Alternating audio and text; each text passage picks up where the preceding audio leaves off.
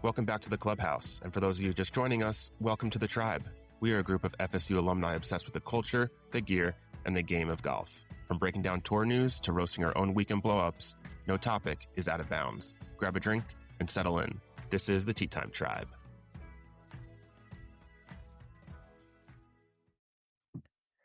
All right, everyone, welcome back to another episode here with the Tea Time Tribe. As always, we got John, Ian, myself, Eric. Just quick recap, we'll go over the RBC Heritage, which was nice. A little extra golf we got there, some interesting conditions. We will have our this or that segment, maybe have quite a debate, depending on how it goes. Ian will go over his random golf club experience. We'll get more into that a little later, and then we will go into the Zurich Classic, a little bit of team golf this week on the tour. So, RBC Heritage, yet another signature event. Matthew Fitzpatrick tried to lose it, ended up coming back, and won in a playoff over Scottie, which I know, John, you sent over in our text right before, what was he? He's 2-3 in playoffs? He's Scottie? 2-3. Yeah, so I saw, playoff finish and got me thinking. I was like, when's the last time we saw Scottie in a playoff? When he wins, it's usually convincing. Couple strokes minimum, because sometimes he's lapping the field 4 or 5 strokes. It's not close when he wins. So I looked it up. He's 2-3 in his career. Funny enough, his first win, which is the 22 Waste Management, was a playoff win. So that's his first career win. That started the Scottie madness back in February of 22. And then I've already forgotten what the second one he won, the second playoff win. But he's lost. He lost last playoff he was in was 2024 Travelers. He lost in 21, then he lost the Dell match play in 22 or 23, which I guess technically counts as a playoff since it's 1v1 match play back in those days when they were doing that. But yeah, he hasn't been in like mano-a-mano, tough pressure situation golf that often in his career. So it got me thinking, it's like, is he that good mano-a-mano on the PGA Tour? If it comes down to like a playoff, he's so used to, blowing people out. And I mean, you don't get to play in playoff golf all that often. It's not like you have like 5 tournaments that go to playoffs, as an individual every year. So you're not going to have a ton of data points over, the course of 1 year. And for him, he's been on tour now. It's his 5th or 6th full season. It's his 5th time he's been in a playoff. Small data, but I thought it was an interesting point that, this number one golfer in the world has been for a couple of years now by leaps and bounds. He's under 500 in the playoffs, or playoff golf, I should say. We talked a lot about this last year. He's a boring golfer. And the reason he's boring is because he doesn't make mistakes. There's a difference between not making mistakes and having that next level of firepower to turn on, to shoot a massively low score. Even you take last week at the Masters, right? Like he didn't make mistakes on Sunday. That's the reason he took advantage of the holes that he was supposed to when other guys did not, right? That's not overpowering the golf course. And he's always said that he's not that guy. He doesn't want to be the guy who overpowers the golf course because he wants to play the game how it's supposed to be played. I think this is going to be a recurring pattern for the rest of his career because I don't see him putting his foot down on the pedal at all. I can't remember the last time I saw that I remember Scottie like putting pedal to the metal on just saying, you know what, fuck it. I'm going to go for this green in 2 when I'm already up by 3, right? He's going to lay up and he's going to hit inside of 10 feet and he's going to have a chance and he's going to have that chance for birdie, right? And he's probably going to make it, right? But at the end of the day, that's not someone who's going for the green to really close out the event, right? That's my take. I think it's interesting, though. I mean, going back to he's usually lapping the field, winning by multiple shots where it's not even close. But recently we've seen him, especially this year with this slow start that he usually seems to have on Thursday and Fridays, he ends up going out and shooting a massively low number on Saturday and or Sunday. So to me, almost, it's like if he hasn't it took him this long this season to get to a playoff, because he's had these, come from behind trying to get back on pace to win. So I think it's interesting that this is like the first tournament we've seen where this kind of happened. But I will say I am a little surprised in the playoff where his second shot ended up after seeing what Fitzy did. I mean, I know he had to obviously go for it. He had to go pin seeking. The wind was all over the place, but that was way off the mark for him. And that kind of was like, where did that come from? But that's it. Yeah. That's pressing, right? There are guys who have that next level that can turn it up to that notch, versus there are guys who are consistency is key. And that for me is Scottie's gameplay. Now, he's just really consistent at a very high level. A great example of this is someone like Ludwig, right? He is the opposite of Scottie, right? He will have that massive blow up hole on 1 or 2 days, and that's what keeps him from winning the tournament. For Scottie, he normally puts himself into that front runner spot, and everybody now knows kind of the Tiger effect that he's most likely not going to drop any shots, right? So it's going to be very difficult to gain any strokes on him on Sunday, because he's just going to continue to do what he needs to do. Yeah. Not more. Not more. You said it. I think every week he goes in, he's like, if I play my 4 rounds the way I should play my 4 rounds, if I play great, I'm going to win by 5. If I play pretty good to average, I should win by like 2 or 3. And if I start playing poor, especially if I'm not putting well, I'm going to be in a tie. I'm going to be in a playoff. My tire, I'm at tie 10. I'm going to lose, but I'll be T10 or something. Right. We talk about this, or T20. Like when he's playing really bad, it'll be T18 or whatever. So there's really never I feel like playoff is like not really in like his game plan going in. I mean, obviously you can't control that, but like it's probably like, listen, if I'm going to win, I'm going to win pretty comfortably. It's not going to be like it was this week. But we talked a lot about Scottie. Back to Matt Fitz. I know he's European. He had a beautiful answer after the round yesterday when the USA chance came out. He said, you know what? I'm not bothered at all. Yeah, let me hear it. This doesn't hold a candle to what went down at Bethpage, all that stuff. I love the excitement. They can keep it up. It's the best damn thing when I get to shut them up and beat them. And he's right. And he had an incredible shot there on the playoff. Low draw into the wind. His follow-through may look like it was going into the Atlantic Ocean. I mean, the fact that he hit it to 8 feet or whatever it was. I mean, he just hit it. He was just like disgusted. And then you see where it ends up and you're like, dude, what are we doing here? I make that swing. I'm never seeing that ball again. But you it's you've got an 8 foot, 8 feet to win the tournament.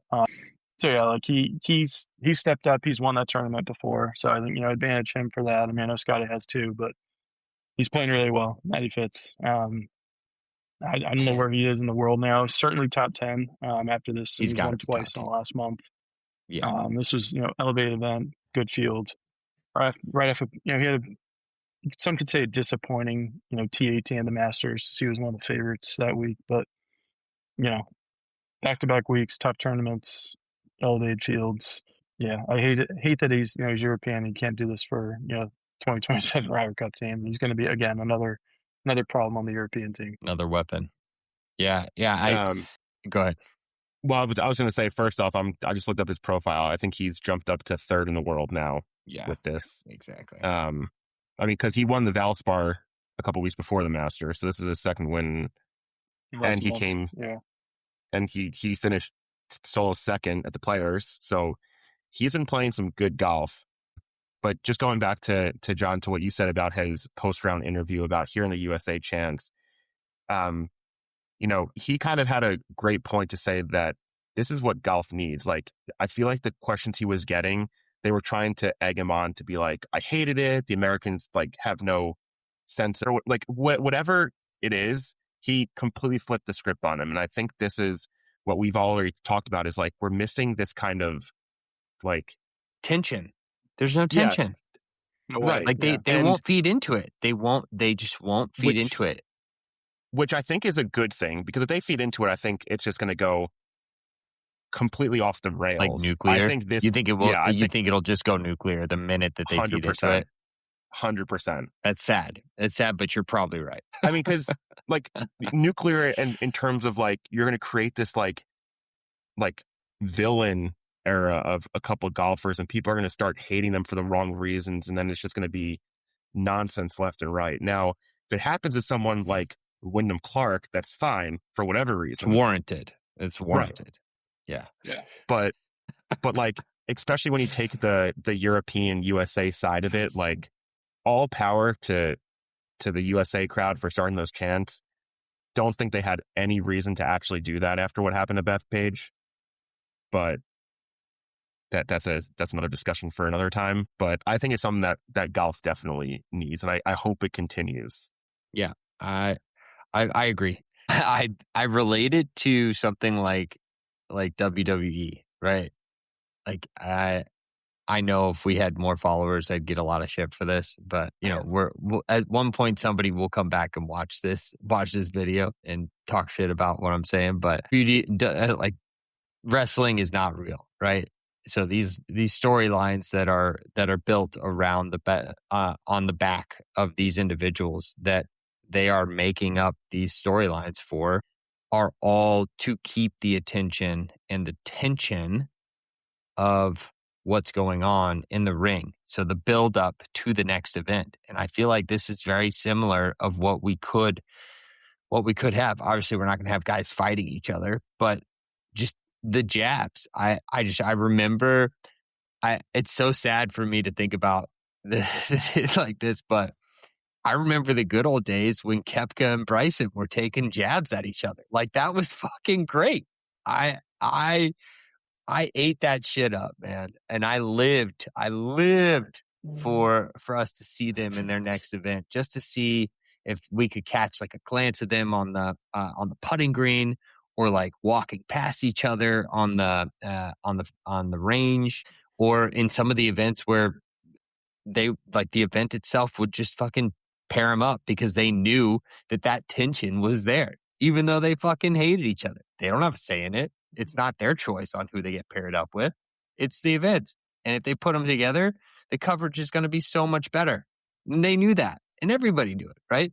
It was the same with Phil and Tiger back in the day, right? That tension was there. You knew it was there. And there were jabs left and right in the media. And they love talking shit.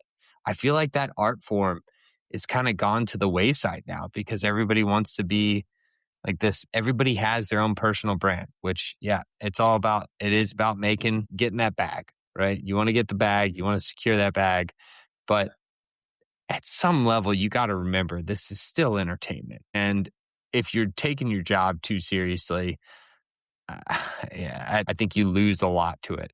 Only other example I'd give is like the NFL, right? When they were trying to not let players celebrate in the end zone after a touchdown, right? You remember those days, like when they'd get penalized for doing anything in the end zone now, right? And now you have defensive teams, like the full defensive line will come over and celebrate. Like, I fucking love it. And I know so many other people do. So I don't know. That's me. Yeah, that was an answer. To put a bow on the whole USA chant after he won. I guess I see why they did it. Thought it was kind of lame for a little bit, for a part of it, but also I think the way that Matty Fitz like played it off and was just like, we need more of this. It actually turned out to be like a cool scene the way he handled it. But yeah, I wish we could have a little bit more of jarring back and forth. Brooks is back. Maybe Bryson comes back next year. Yeah, they both, have both literally and figuratively secured the bag. So it's like, if you lose some, sponsors over it, who really cares? I know Bryson has his YouTube channel that, we'll get into him and his PR fallout here in a couple minutes because it's just, it's so goddamn on brand for Bryson. It hurts. But yeah, like I do hope that something comes back. And maybe it's not Bryson, maybe it's somebody else who decides to chirp Brooks from the clouds, and he kind of cracks his knuckles up and he's like, all right, let's go. Let's do this. Go. Yeah. He's just been waiting patiently for a few years. Yep. The pictures, the side note on Brooks, the pictures of him waiting to see if he made the field. Oh yeah, they're so funny. Just out For out the on the first veranda, alternate. Yeah, hat on backwards, just sitting in the sun, just kind of like, am I gonna tea time at the resort or not? But anyway, Yeah, I mean, again, I think I just don't want everyone's all in this craze of like the media this, the media that, but I don't want them to create those like pseudo storylines to make something happen. I want it to be real and fresh, like you had with Tiger and Phil, like what you had with Bryson Brooks. Like, and again, this could possibly be a great segue into what you were just saying, John, about what's going on with talks of Liv and Bryson going or not going. Was he talking about leaving Liv during the Masters? Like, there's so much to unpack here. I don't even know where to begin, but I did see with, kind of the bigger headline of what was happening with Bryson. I've seen anywhere from he's still asking for like $500 million to come back. I saw the post about, he was meeting with his reps and people to figure out what post Liv would look like for him if he left. And then I saw, what was it, Ian Poulter, and I forget who else, like chirped back at that on Twitter of like, you can't listen to all this nonsense. It's such bullshit. I'm like, is it though? yeah. Here's the thing. Liv came out. All these rumors are swirling. Like last week, they were talking about not having a tournament. It's a Tuesday. The thing starts on Thursday. Everything's set up. They're running a program on Wednesday where the rumors were swirling even harder and harder. They had vendors are all emergency- prepaid. Like those guys that set those up, that set that shit up, they do not do like, oh, you can pay me afterwards. It's like, we're not sending people out unless I've already been paid. Yeah, exactly. Yeah. So they're having these emergency meetings in New York, and they're, everything's going on. Are we even going to have a tournament in Mexico and all these things? And finally it comes out that, what's his name, Scott O'Neill, their CEO, sends an email, tell the players, caddies, staffers, whatever, we're good through the end of the year. That's it, which makes sense, right? Like, you've had your budget, everything. It's, like you said, vendors are prepaid for other tournaments. It's spent, it's gone. There's no reason really to shut down, right? Like, it's when the die is cast, right? That's all he said. Nothing about 2027, not even we're going to look into, reevaluate everything at the end of the season, all this stuff. Like, not even like a glimmer of hope, honestly, unless I missed a quote. Like, there was nothing about 2027. So clearly, Bryson's team, Bryson, I'm sure they've heard rumors well before the Mexico tournament that we might not have a tour in 2027. So smart on them to kind of get ahead of this. I'm sure Rahm is in that same camp, a couple other big guys with Liv, the other 95% of the tour who haven't had a chance or may not have a path back to the PGA Tour, at least not as immediate as Bryson and Rahm and a couple others. I'm sure they're probably scrambling too, but we don't really know who they are, so they're not going to make news anyway. So yeah, this is again, I mean, it's like this never-ending saga with Liv. This is going to be interesting to see how it plays out over the next 4 months, what kind of headlines we're going to get, updates on, because I think their season ends right around when the tour ends at the end of August there. So they've got 4 months of trying to figure out a game plan for 2027 or not. But Eric, you just said Bryson's asking for $500 million for a tour that's bleeding not money. happening. It's not going to happen, dude. Like, you can ask, and it's honestly like he has all the leverage, so why the hell not ask for that amount of money? But yeah, it's not going to happen. I think there's a myriad of reasons to shut this thing down. Like, you're not making any money. You're bleeding money faster than Niagara Falls right now, and have been for years. So why would you keep going other than just a propaganda publicity stunt? But I'm done. Go. It's interesting to me because now that this has like come out, and like to your point, what you said of he just basically said we're good for the end of the year and nothing about 27. It starts making me think more about like a Brooks's move and Patrick Reed's move. Like, was there chirps of this earlier that no one heard of, that they're just like, I'm done?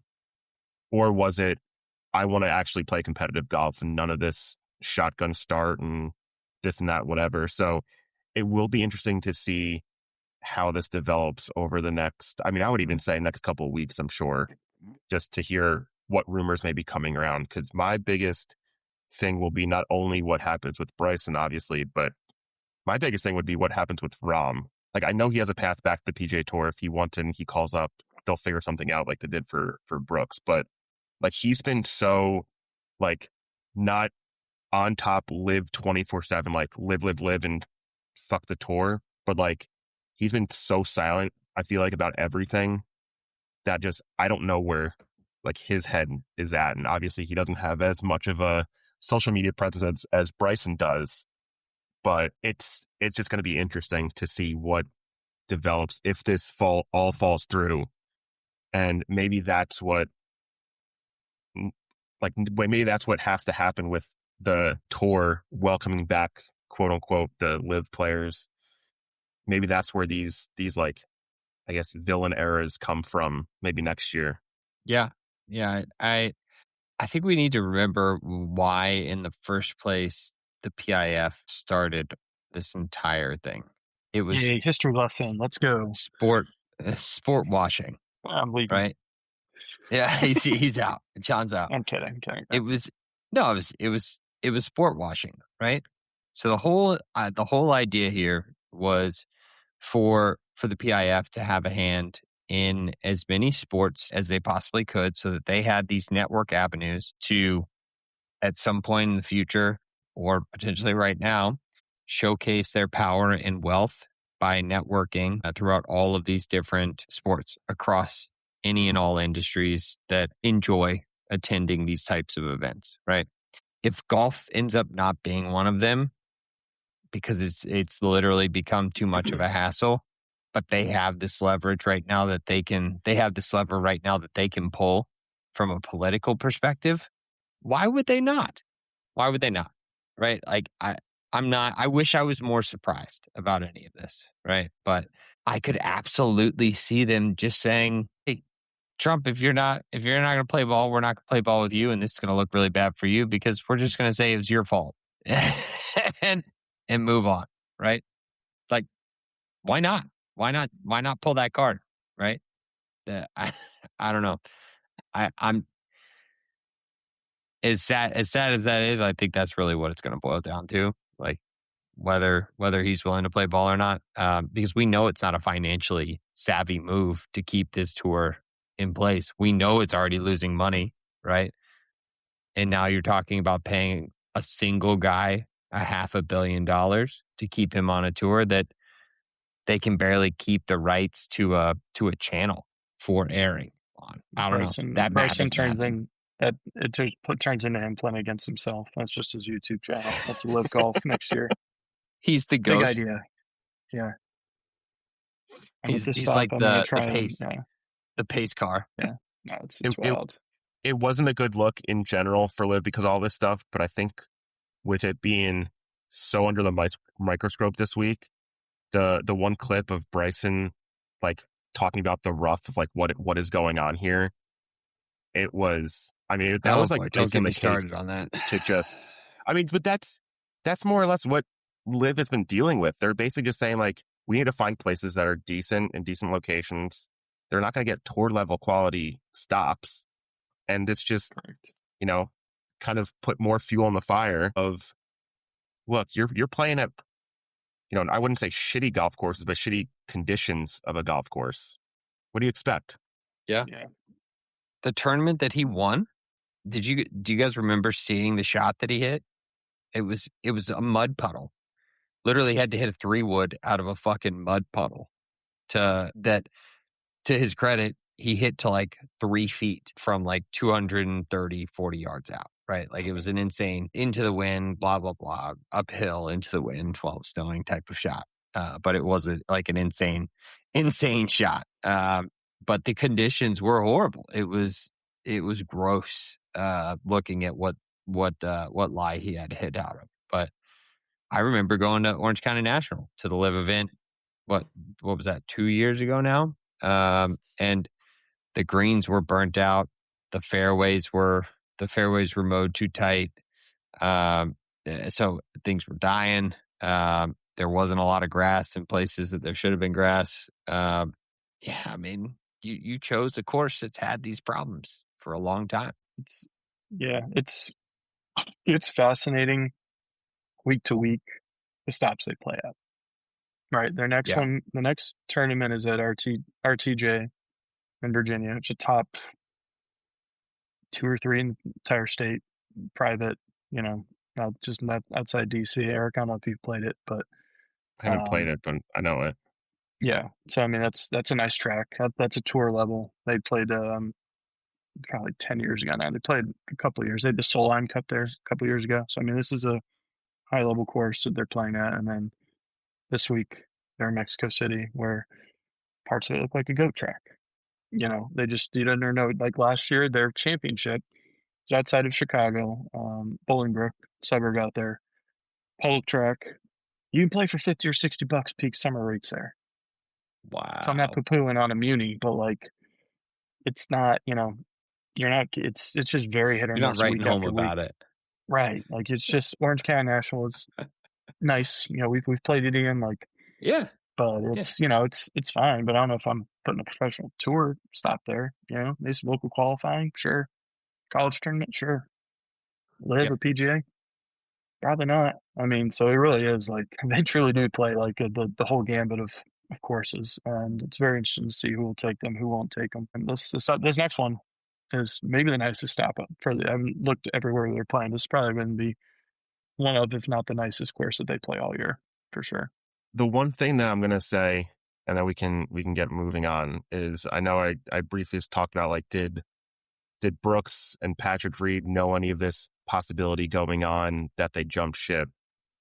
My thought now is what they had to present to the World Golf Ranking Committee for them to approve them to getting these points, because there had to be some kind of way for them to show, like, look, we have longevity. We're going to be here for a long time.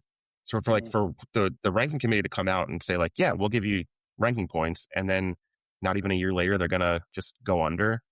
It's weird. It's a weird thing to start, like, thinking about all these different what happened, why, if all of this is going to fall through. Yeah, I mean, the worst case, they've already said this, the war in Iran right now, global conflicts that they're associated with, act of God clause that you have in these contracts, that, like, that's a big, overarching thing that they can use to get out of this. Right. Like, well, when we were talking, it was, prior to this conflict, now this is happening, they can just kind of pull the plug on it, so to speak. Last point on this is my tinfoil hat here. Yasser, the face of PIF this year. Yeah. The Yasser, the commissioner of LIV, basically. I think deep down he really wanted, as you said, Ian, kind of network and get in with these golf elites and, corporate elites, business elites. I think he really, really thought that this was a gateway for him to get membership at Augusta National. I think deep down he really wanted that. And this is why he started this tour, and he was eventually going to get intertwined. And because you remember a couple years ago, they wanted to hold a meeting for LIV at the Masters, like during the Masters week at Augusta National. They thought that they could just rent out space at Augusta National, show up with a blank check and be like, hey, here's that. Yeah. And Augusta National was like, you serious? No. No. You can't do that. So I think this like literally, I think he wanted to get, and he had been golfing at fancy places too, throughout the last couple of years, but I think Augusta National was like his white whale, and that was something that he wanted to come member at, get intertwined with all those, the membership there. And the easiest way was to start a freaking golf tour, a world golf tour. And he was going to eventually weasel his way into that, and that hasn't happened in the last 5 years. So another reason just hasn't made any headway. And if you want to understand, for those who don't know the style of Nasir here, to Orange County Country Club, Orange County National, right? Again, it's a very nice course in its own right, but is it hey, I'm going to fly my personal helicopter in to the event in Orlando, Florida? Nice. No. Like, he was flexing. Like, that was a total flex to fly in while the leaders were coming in on 18 green. Like, you don't need to do that. You could have easily hired a driver. There was no traffic. Literally no traffic. I had no problem driving, getting there. Ian was but one you of the 38 people there. Yeah. Yeah. Don't get me wrong. There were good. There were a good amount of people there, but like you didn't need to take a helicopter. So that was just silly, absolutely silly. Well, maybe we won't see any of that anymore. Maybe this will be the year. Maybe This will be the year of the death of Liv. Yep. Who knows? Who knows? All right, moving on. As I said in the beginning of the episode, Ian, you went to the Random Golf Club experience at, I believe I saw it was at Shingle Creek in Orlando there. Yeah. For those that don't know, just give us a little bit of, Random Golf Club itself and what the whole experience was like and what you did. Yeah. So the Random Golf Club is not literally just Random Golf Club. The Random Golf Club is the name of the company, started by Eric Andos, and he is based out of Austin, Texas, and his whole mantra is golf is for everyone, right? It should be, it's too stuck up. It needs to be more laid back. Should be less about your score and more about the people that you play it with, and just about the memories that you can make with other people. And as part of that, he has built a tour that goes around, and they have real hosted events, right, where you can play in a real tournament against other folks, but you also have what's called the Mad Scramble Tour. And this is where you get anywhere from 50 to 100 people that come out, and everyone plays in the same group. So it is literally every single one of the people that was there, 75 people, all the way from like 4 or 5 years old, swinging a golf club. There were women, men, everything in between. Everybody who you could ever imagine was out there, just hitting at the same exact time. So we had about 75 folks that came out, and I'd say off the tee box, there'd be like 10 people that would tee off at the same time, and then you'd rotate back, and then another 10 people go rotate. And the goal was to see how low 75 people all could go on the same score. So a lot of fun, a lot of really cool seeing that many shots into a green at the same time and seeing them take off. I came close to hitting a drone on one of them. On one of the shots. I'll post that on our socials. I mean, probably like 5 feet. You guys tell me how close I was, but it was a hell of a time. They had a great, they had a drink sponsor, long drinks that were great. I be honest, I can't tell you the last time I had a gin drink, but I couldn't taste any of the gin, and would highly recommend the OG citrus flavor. They got a 0 sugar option too. And it's not a paid sponsorship, but it's very, very good. They also had Macanudos as the cigar sponsor. So they had free cigars out there. We were supposed to play 9 holes, but we ended up getting in 10, kind of fun, beating the sun going down. And by 10 green, everybody had their phones out as we were putting on the last hole to try to make the last putt to round it all off. So just very laid back vibes. They had a guy with 2 turtle box boom boxes out there strapped to the top of a cart that was just following everybody. The cart girls were following everybody too, so you could get drinks anytime you wanted. And everybody was walking with their bags. So just a lot of fun. And I met probably 20 different people out there, and including both of the guys that are 2 of the main guys that are literally hosting the tour. Charles, who from Cape Town, South Africa, cool dude. He's a bit of a stick too. He hit some really good shots out there.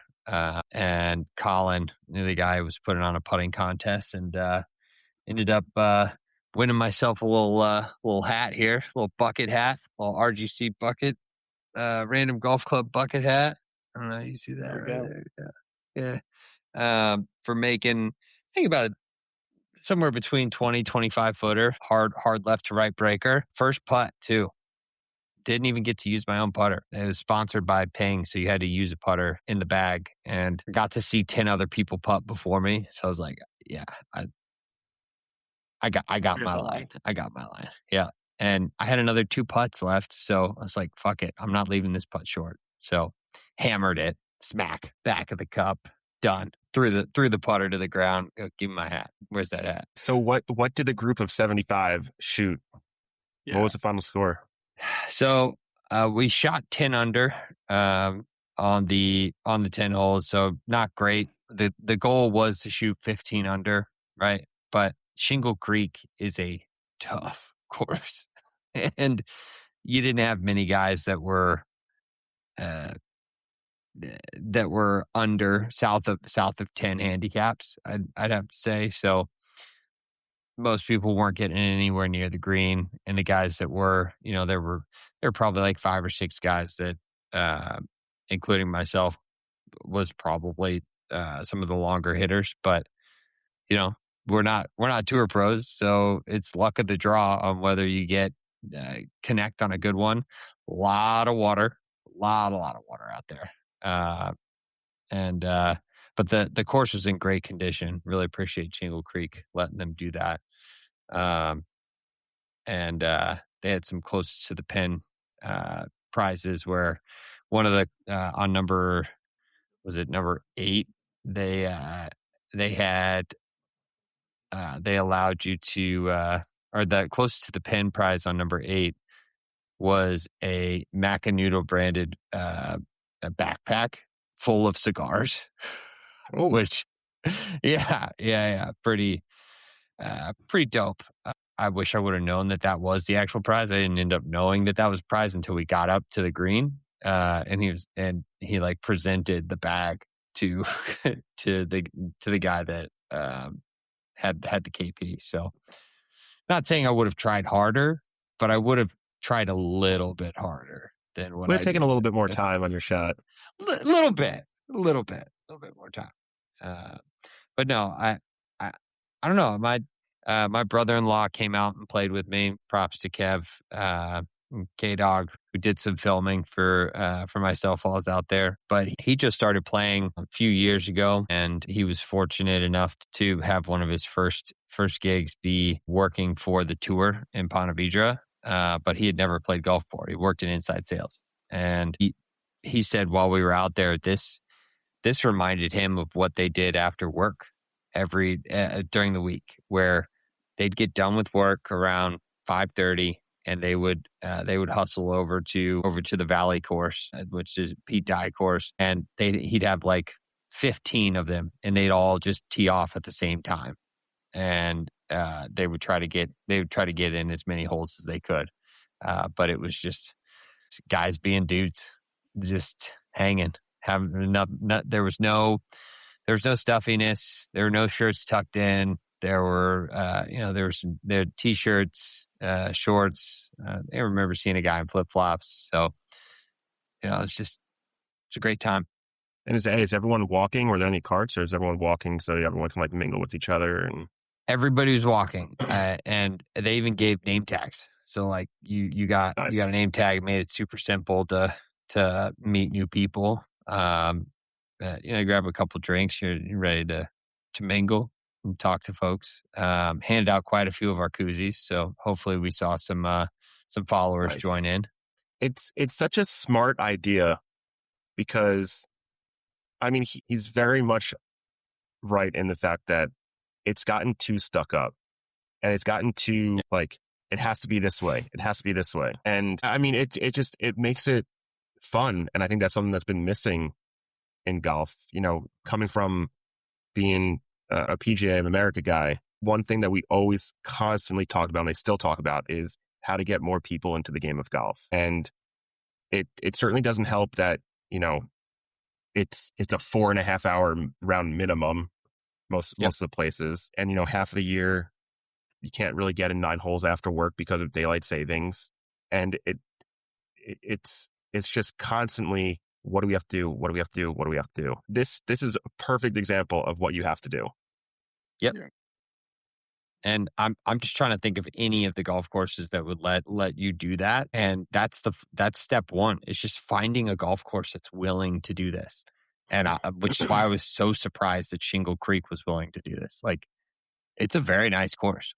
Rates out there, so you talk about a course like, and total price for us to play was $75 a person. We had a drink sponsor. I got a cigar, and we got to play 10 holes and from 5 to 8 o'clock. And I mean, you couldn't have asked for better weather at this time of the year for Orlando. But I mean, he just needs to get the one or two like exclusive places to open up the doors to let this happen, and then it's off to the races. Like, but on the flip side, like you said, out of the 75 people you saw, handful were decent golfers that you could tell like knew what they were doing. Yeah. I mean, that's like that's what you want to hear on an experience like this. You don't like, I think it would be way too much if you had 75, like not even sticks, just 75 guys that are like, yeah, I'm good. I'm like a 10 handicap. Like it wouldn't work that way. No. And just think about how much pressure you have hitting a golf ball with your buddies watching. Now multiply that by a factor, right? You're talking about 70 people watching you hit a golf ball, right? And maybe a few other people in their peripherals. So if you duff it, like that's a lot of pressure. But I tried not to think about it, and I hit a good one. Hit a good one on number one. Didn't get my shot taken on number one, but I did get my drive taken on number three. So that was my only goal, was I want one shot to be used, and I had my one shot on number 3 tee. It's probably very easy on par threes and approaches to the green, but I don't even want to know how sporadic those tee shots must be. Hundreds of yards, dude. Hundreds of yards both ways, short, long. It was absolute chaos. It's okay. Where did Rick go? Oh, he's in Polk County in a second. Yeah.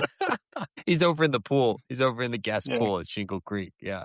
God, that's just wild. No, but before we wrap up, I was looking at their website, and aside from what do they call it? The Mad Scramble Tour. Mm-hmm. Like you said, they do have, I guess, what they call classics, which is like a normal kind of tournament-esque, and they have majors as well. And I'm looking at it, and they have a couple in Ireland. They got a New Zealand one, a Scottish Highlands one, Morocco, Liverpool. And they had one they just finished up one in Pinehurst where they played number 2, 4, 10, and the Cradle. So these are some pretty good spots. Awesome majors. And I saw they only let 24 guys in. Yeah. Or I should say people. So, I mean, I'm looking at one of the Ireland ones here. You know, it's a pretty penny. It's $6,500. But I can't tell if that includes the flights or not. But I don't think it does. They're not going to book a flight for you. Not that nice. But this is, I mean, it's, if I had that kind of money, or I should say, when this pod makes it that big, this is on the list. Yep, absolutely, 100% on the list. Agreed. Right. Would highly recommend anybody. Shout out to the Ocala golfer too, Chris. What a guy, meeting him out there. And who else? Anmol, Brian, Tim, Goose. I met a guy named Goose, another ginger with the massive fucking beard, man. Massive ginger beard. He's hard to forget. But just well-oiled machine. The event went off without a hitch. Check-in was super simple. Everybody was so nice and just down to earth. Nobody was stuck up. You hit a bad shot, doesn't matter. Nobody's laughing. And if they're laughing with you because they probably just stuffed one as well. So it's just a hell of a time. Nice. All right. So before we get into the Zurich Classic, I'll spit out a couple. I have a couple like, which would you rather? And then I have one question that you don't necessarily have to get too deep into it because I'm sure it's going to come in future episodes. Spicy. But it's a debate to have, I believe. I think I know which way you guys are going to go on it, but I'm curious to hear. But first, I'll go to this or that. So first one is, would you rather play around with no woods or no wedges? Do I need the woods or do I need the wedges when I play these? Let me get back. Let me give you the entire script of how you're playing golf, where you're playing, because I know you need every detail. Right. Thank you. No, you're playing a normal round of golf. Your home course, Same yardage you always play. No woods, no wedges. Which one would you rather? No woods. Give me my wedges. I know Ian needs his precious little 7 wood that he just got, but I'm good with my wedges. I haven't played it yet. But yeah. I unfortunately, I'd have to say I gotta keep my wedges in the bag. I need them. I can't get out of. I don't know what the fuck I'm gonna do. Get out of these bunkers. The sand out there is demonic. All right, so both of you are choosing the no woods. Yep. Yeah, No what are you? woods. Yeah. I'm right pretty there easy. with you. I still can't hit my driver for shit, so I wouldn't even hit that anyway. Have you played again since we? No, we were supposed to play this weekend, and Virginia weather Yeah. decided to be 50 degrees and rainy, so we pulled the plug on that. But we will get back out Yeah. to Stonehouse. Hit the sim, man. You guys need to hit the sim. Yeah. We're talking about it. We'll get there. Have your people talk to my people. I just got to set it up, All right, another one, kind of on the same weather subject. Would you rather play in freezing cold weather or unbearably hot weather? Hot. No Yeah. question for me. born and raised in Florida, man. Just I can Just do start that chugging shit. beers. It gets you cold. Shoot. Yeah. Yeah, are you kidding? Yeah, we played in Vegas in August. I played in Phoenix in June. Oh, Easy. that sounds like fun, but also just like just gonna sweat a lot. It's Bali High really was not that awesome. bad. Yeah, John and I. Yeah, I felt like I had a great time out there. It makes you play quicker. Get back in the car. Definitely That's keeps true. the pace of play That's fast. true. Nobody's lollygagging. No brainer. All right, last one is: would you rather have one epic boys golf trip a year, like just say like a 3-day weekend, or would you rather have 4 mediocre trips throughout the year with your boys? Depends on where the big one is. Yeah. Right. I What do mean, you mean by- it could be What do you mean by mediocre? What is like mediocre, like some of the trips we've taken where we went to like Queenstown for the weekend, or we went to Gettysburg for the weekend, just to like get the guys together, just to play golf, just to hang out. Or do you want 4 of those a year, or do you want one trip to Ireland with the boys for a weekend, or somewhere in like the Bahamas or Hawaii or something like that, like epic once a year? That's it. John, I'll let you go That's first. That's a good one. This is a good question. This is your best one of the day so far, Eric. So Thank you. thank you. This is a good one. It depends if we're literally allowed to go like wherever we want for like 4 or 5 days or whatever. I'd probably do that, honestly, because there are a lot of places that are just like want to go, but it's like it's not even on my radar because it's just so far out in like the ether, and it's just like I only have the time for like 3 or 4 small ones a year, if that. But just given the option to go to like Cabot in Nova Scotia, like Canada, that place looks sick. Bandon looks sick. If you did like a balled out and you really did like a ball out like Pinehurst trip. Yeah, I mean, there's just like the Ozarks, that one, and Missouri. That place looks insane too. John, when I say epic, you can go international. You don't have That's to what stay I'm saying. in the Yeah, US. no. Oh, I know. Like international, like St. yeah, Andrews, like St. You do the Scotland, for a week. Mhm. Like, yeah, I'm probably talking myself into that. Yeah. Yeah, let's do that. Yeah. It's tough. It's tough, man. I love these. I love these little quick trips, man.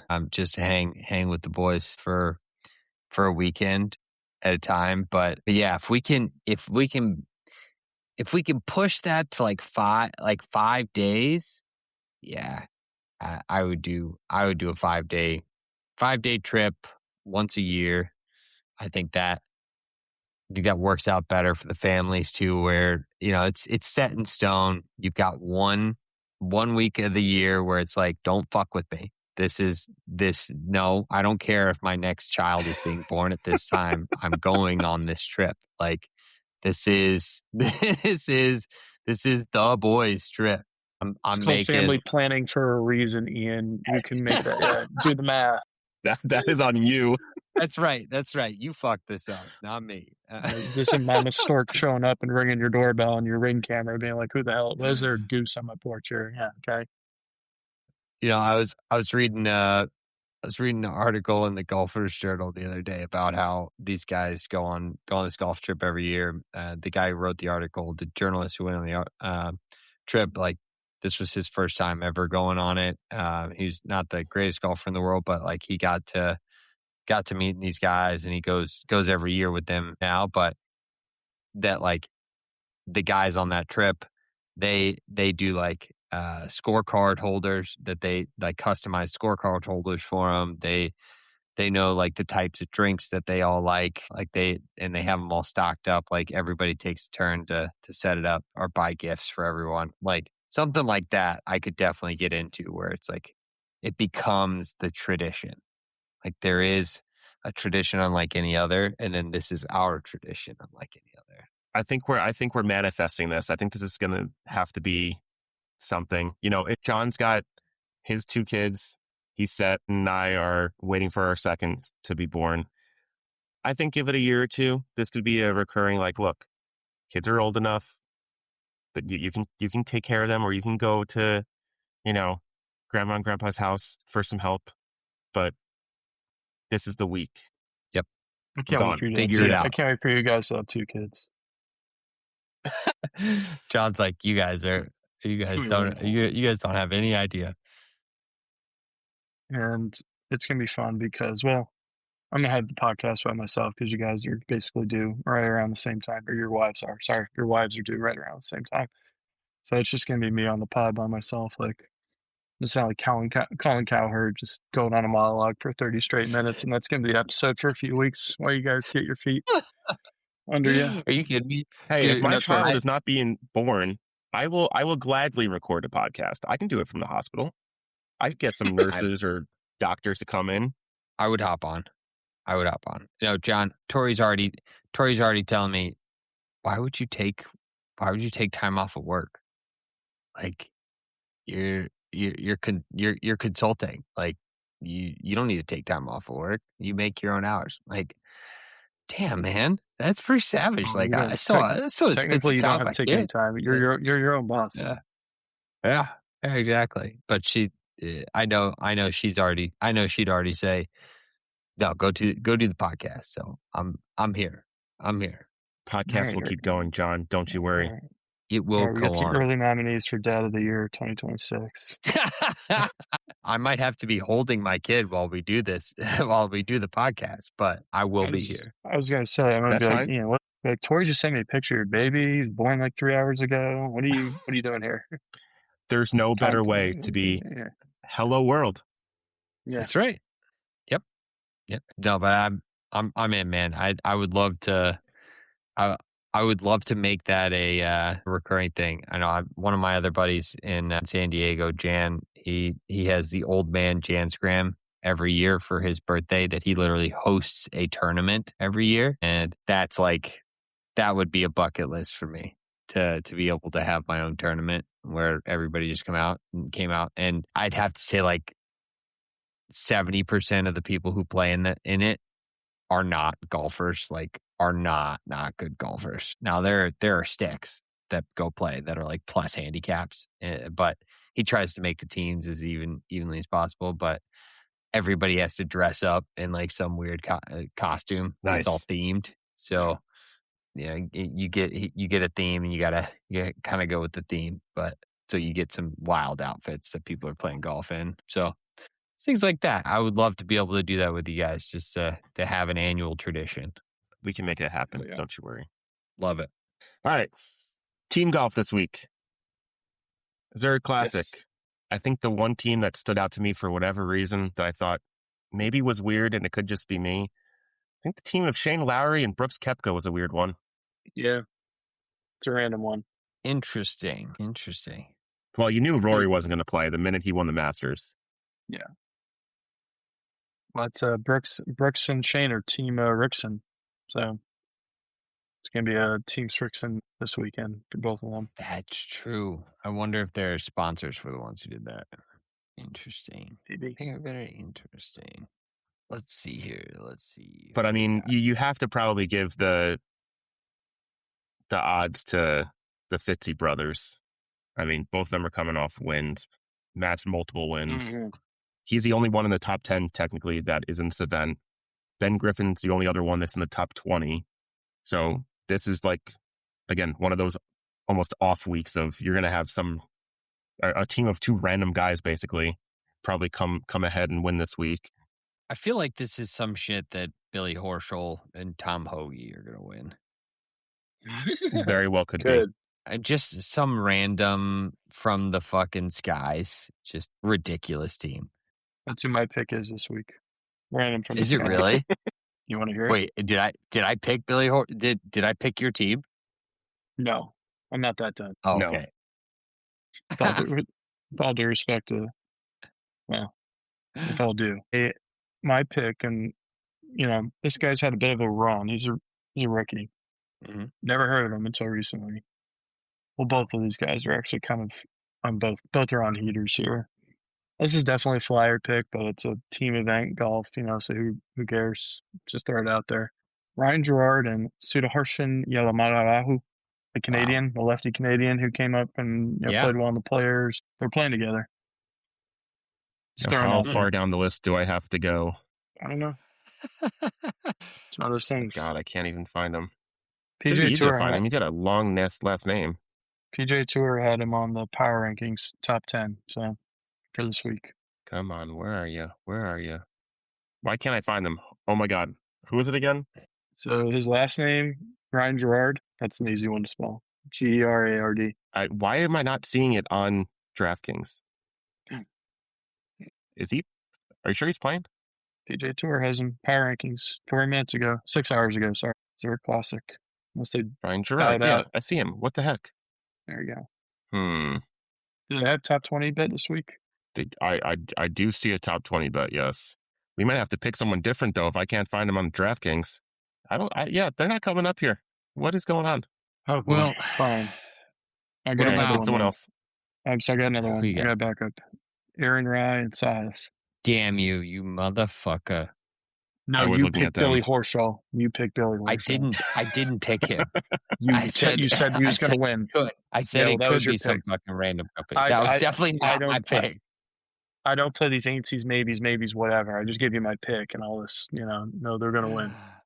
The Fitzpatrick brothers, they're going to win. Breaking new ground there, Copernicus. Anyway.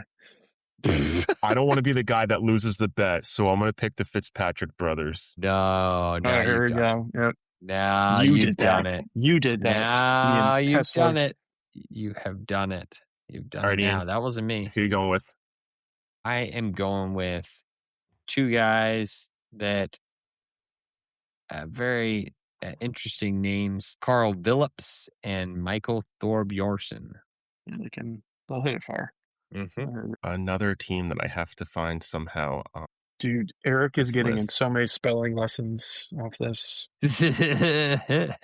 Oh, there we go. Oh, they're right above Theegala and Rye. Yeah. Oh, they're out there. Okay, well, I'm about to increase the odds significantly.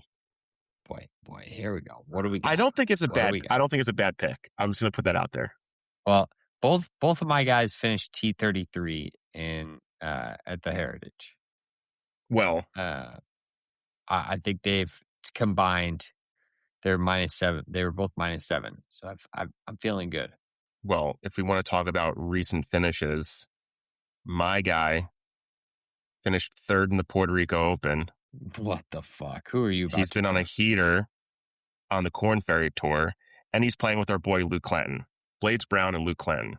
What a team! He's playing. What a team! Mm-hmm. Wow. Okay. I don't even care if we lose. This is going to be great. I'm so glad we're going to be watching this. Bad Bunny Puerto Rico Open straight to the Zurich. Let's go. Come on. Let's go. Yeah, it's going to, hopefully they do well. Yeah. The kid can't even vote yet, for God's sakes. The Blade Brown's kid. What are your thoughts on the midterms, Blades? I don't know. Just trying to pass AP geography or whatever. The wild thing to me right now is he's played in 1, 2, 3, 4, 5, 6. He's played in 7 Corn Ferry Tour events. He's gotten cut twice, and he's made $175,000 in money. He's played in 4 PGA Tour events, and he's made just over $400,000 in those events, being cut once. He did really well at the Amex back in January.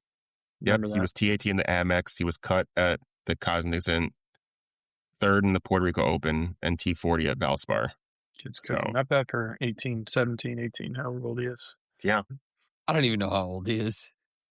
Luke has to sign his get out of school letter, tell his teachers. He's got to sign his permission slip. Yeah, he needs an adult. I'm golfing this week. A parent request form.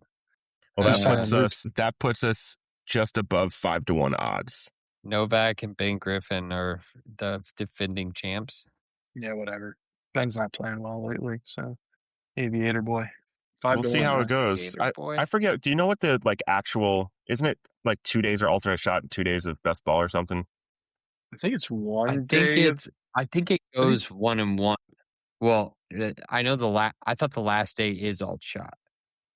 Or is that? Or sorry, no. Saturday's alt shot, and then Sunday is best ball. Yes, format alternates between the best ball and alternate shot, with the top 33 teams and ties advancing to the weekend after 36 holes. That's right. And alternate shots, the last day is the Sunday round. That's interesting. Yeah, that's right. That's wild. You got it. That's right, because who's it? McIlroy put Lowry in a shitty position off the tee. As per usual. Like 16, 17. I remember that last year. And then Shane hit like the fucking bunker shot of his life onto the green. Right. So Rory did absolute shit. And he continues to do shit. Correct. And no one likes him. He just rode Lowry's back the entire time. Always. Keep going. Me? No, just keep going about how we don't like him. Keep going. We don't like him. He sucks. Both his Masters wins were flukes. Just trash. I mean, you win the Masters, and now you're just going to be like, hey, I don't need to play with my boy at the Zurich. The hell, man. Too big time. Yeah. All right, this is where we win. So, anyway, cash it. Yeah, well, I'm really surprised we didn't even discuss how close our try bet was last week. Here's the thing about time. I'm gonna put this. We need to put this out we need to put this out on the record here. JT we were at a distance. Is coming off an injury. Him playing back-to-back weeks is not a good recipe this year. So you're going to put that out there. I know it's back-to-back, elevated, whatever. He had a pretty serious, hip surgery or something, whatever it was back in the fall, and he's finally starting to come back. He's not full strength at all. So I think of him on a back-to-back ticket is we're not doing that anymore. All right. We got the Spieth thing out 2 weeks ago, wherever it was. We're off that roller coaster. JT, we're not doing on back-to-back weeks. I will say, open to betting him again, but not back-to-back. Anyway. I think after Friday's round in our group text, we were like, we're so far from being anywhere close to possibly winning this. Sam Burns got a top 20 there. I know. I'd love for you guys to, give a shit. Well, hey, tell me. JT had a nice Sunday finish. Okay, I think it was 60-60 shot. He sure did. He finished the event. My body finished the event at me. 3 over. Jake Knapp finished at 2 over, so they were neck and neck, but they didn't come in last. I'm more disappointed. We haven't even done our DFL shout out in a while. Do you know who was DFL? Was it Wyndham? No. It's someone we like. Tony. Finau. Where he be now? Dead fucking last. Yeah. That hurt. He didn't even play in the Masters. He's not doing great. Yeah, he's struggle bus. The struggle bus is real. Well, as we always say, this is the week. This would be the week. Team golf. With these kind of names we picked. So I was just looking at Golf Digest posted an article about John Rahm's caddy, Adam Hayes, listed his estate for sale. How much, Eric, do you think his... I saw this. Oh, son of a bitch. $14 million? $14 million? It's like 100 acres or something, right? Yeah. What a fucking world, man. Wow.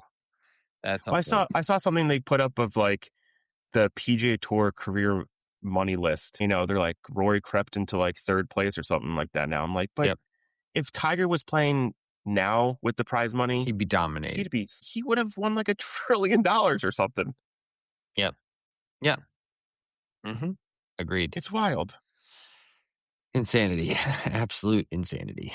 And that, ladies and gentlemen, is why Rory McIlroy sucks. Yeah. Now you're thinking. Wrong.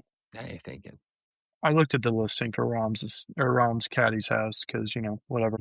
And it's very interesting. They said they're selling it because their kids got into some fancy school in Charlotte. Sounds like they want to move closer to Charlotte. So I was like, okay, cool. I looked it up. It's 40 minutes from Charlotte. It may sound like they're in the mountains, like in BFE, like hours away from civilization, but they're 40 minutes from there. So I'm like, I know it's a trek. Don't get me wrong. Would rather probably not do that, but seems like they could still keep it IDK. I don't know. But yeah, it's only 40 minutes outside of Charlotte. Bought a place and still been fine. I'm surprised this year's not just letting him use the chopper, Just take the helicopter in. Yeah, what are we doing here? It's a sick place. Probably They don't want to end custom, up like I like remember, Kobe. I've followed him for a couple. Shots fired. Too soon. Too soon. I followed him for a while now, and they like custom made this property. Like they've got like their kids play baseball, so they have like a batting cage in this like barn. They have full sim out there, like obviously like golf facility, like indoor, addition to the big house, and 100 acres they live on. So it seems, and they just finished it within like the last year or two. So it seems very bizarre they're just selling it right after they got done like custom fitting this entire property. I don't get that. But what will you know? We never had that money, so we don't know. More money, more problems. We don't know. That's right. Ain't that the truth? Well, that's another round in the books. Again, thanks for hanging out with the tribe. Remember, if you enjoyed the show, to subscribe and share it. And until next time, keep your short grass, keep the drinks cold, and as always, go Noles. Go Noles.